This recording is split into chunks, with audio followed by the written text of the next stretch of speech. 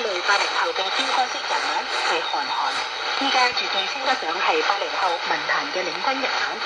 除此之外，亦仲有著名賽車手、雜誌主編、歌手等多重身份，獲得咗事業上嘅巨大成功。就係喺取得呢啲驕人嘅成績之前，佢經歷咗一個充滿爭議同不解嘅成長經歷。佢嘅青春充滿咗叛逆色彩同顛覆性質。1982年，韓寒出生於上海金山區，自幼愛好文學。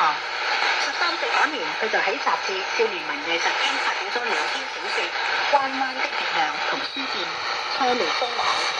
1998年，韓寒以長跑特長生嘅身份被上海市長江第二中學錄取，但係佢當年嘅中考分數係低於該校錄取分數線14分嘅。進入高中之後，韓寒